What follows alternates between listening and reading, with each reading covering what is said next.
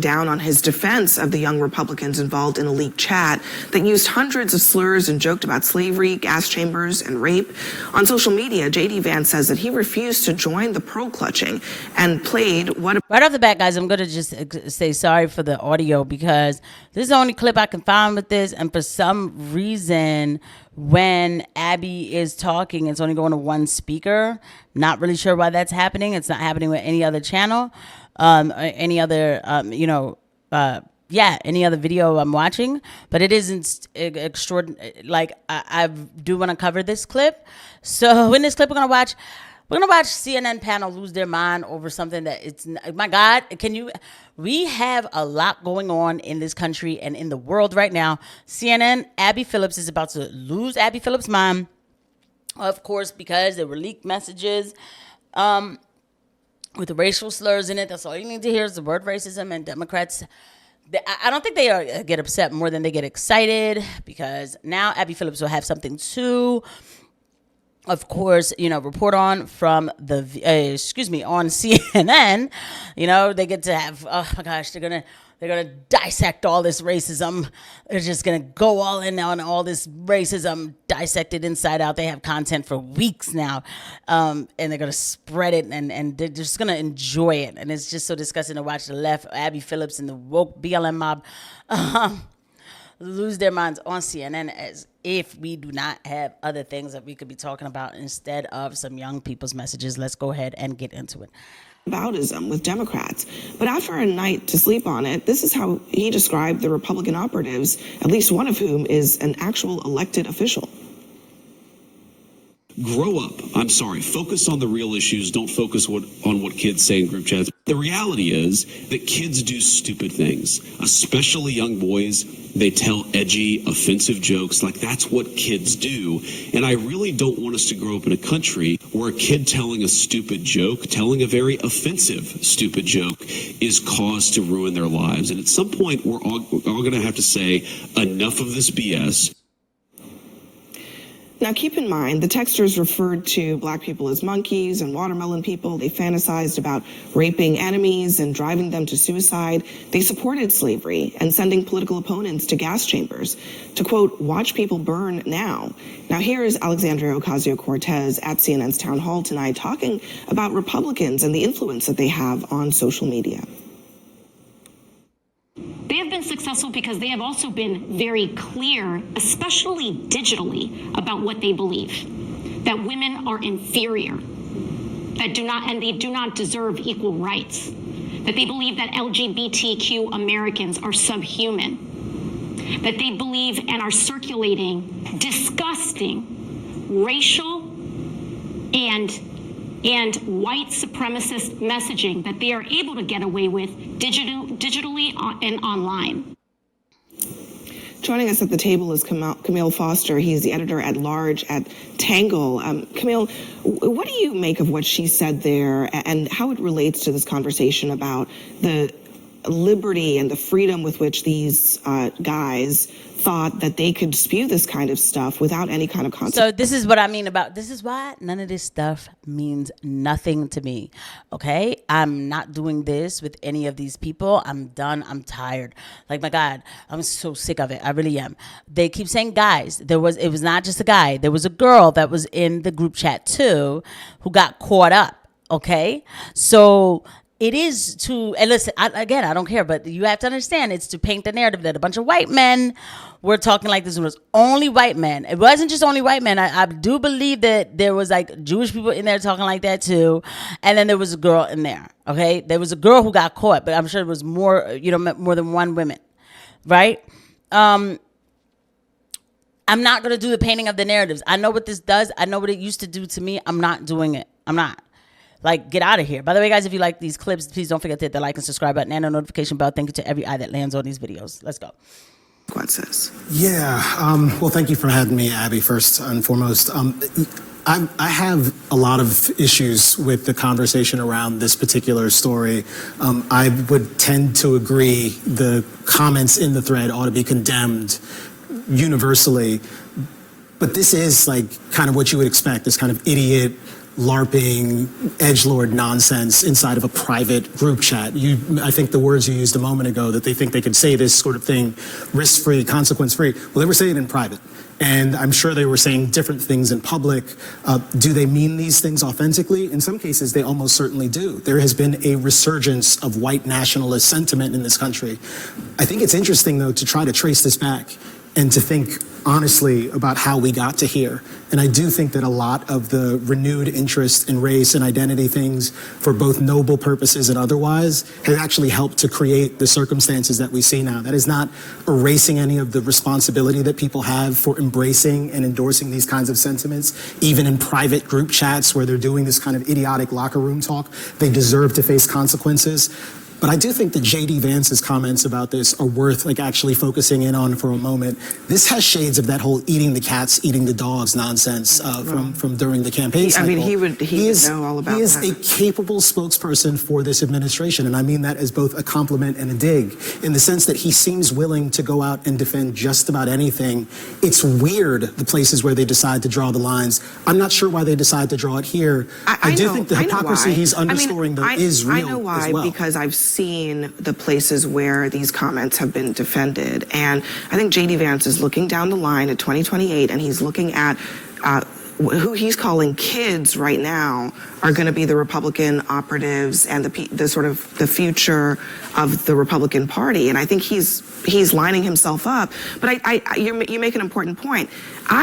The comments in the group chat are terrible and stupid, but I find it way more interesting that J.D. Vance has chosen to defend it than these guys that nobody knows or cares about. Why did he choose that this is suddenly the sort of thing that he chalks up to a youthful indiscretion when some of the people in this chat were like a year or two younger than him? He's 41.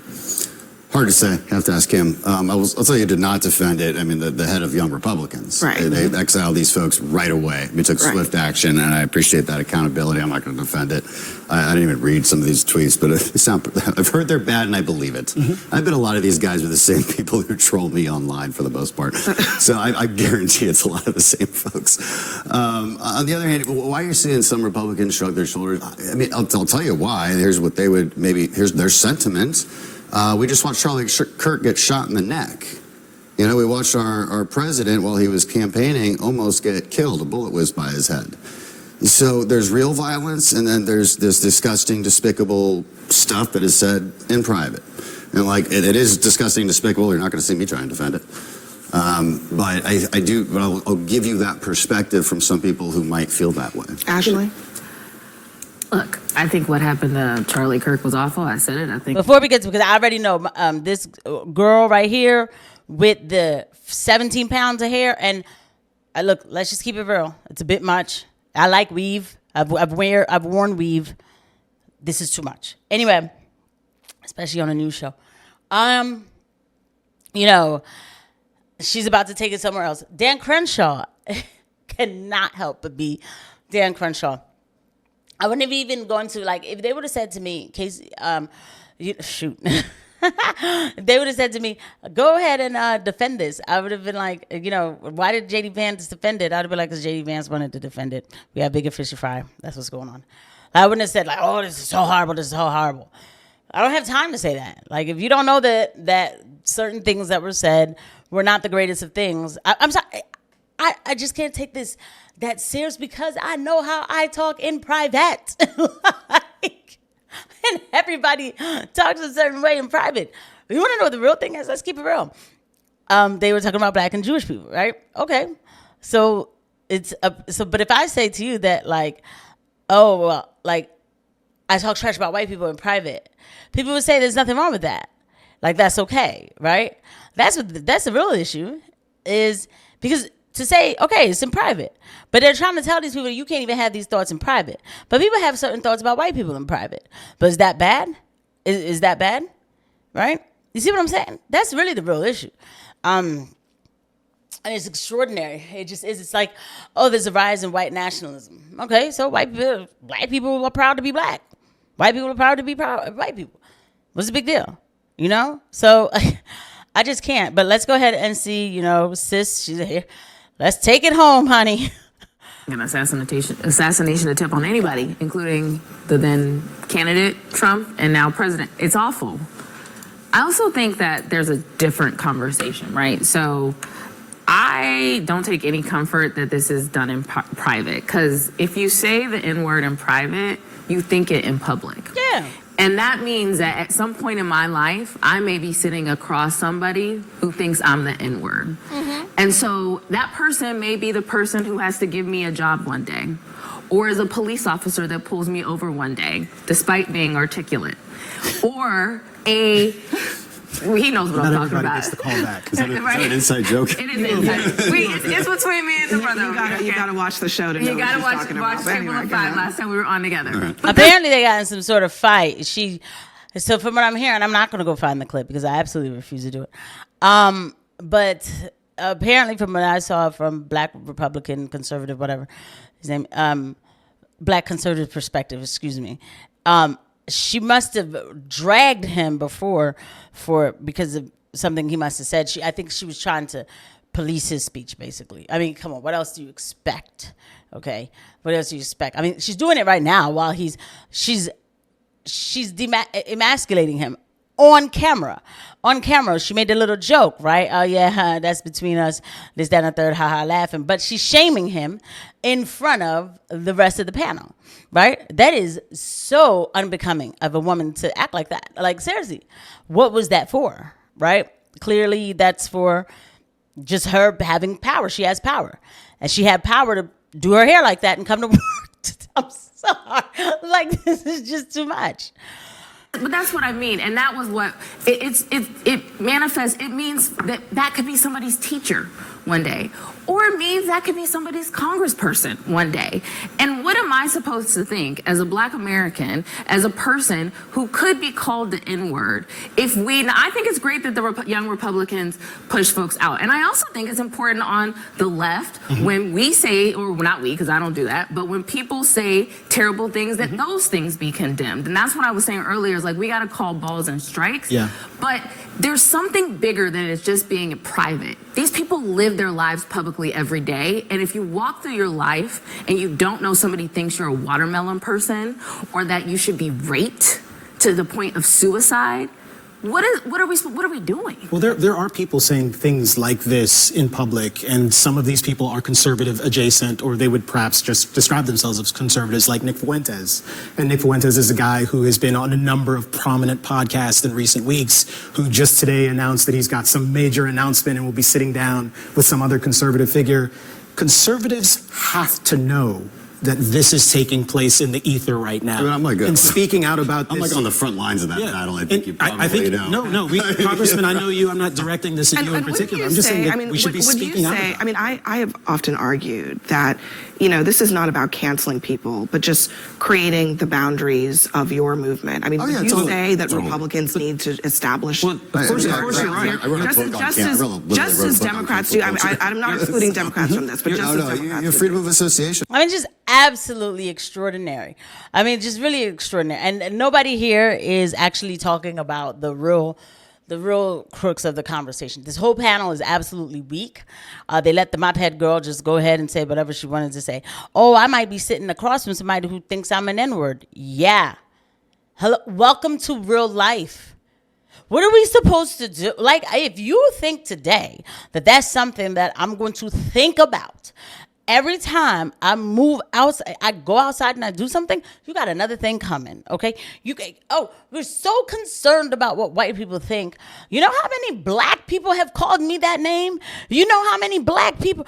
I've had a white person call me that name. They were a psych patient, right? Okay, right? You know how many so-called normal Black people have called me that name? Do you know how many terrible things Black people have said about me simply because they claim I'm not Black enough? Stop it with the mean words issue. Okay, I'm not, listen, the people who did all that, right? I don't know them. I do not know them, okay? I speak in general. I speak in general, right? Because I'm not rushing to defend them. I don't have to, okay? But what I'm speaking is in general, for anybody this can happen to. Is it okay when a Black person calls me a house N right? Is it okay? But is it okay when I call Brandon Tatum a coon? So, you know what I mean? Like, I do it too. So it's like, you know, and it, really? Is that what we're getting ready to do here? And then the other guy bringing up Nick Fuentes. So you see what I'm saying? Like, y'all, man, this is crazy to watch. This is crazy. I'm just sitting back watching. I'll see you guys at the next one. Bye.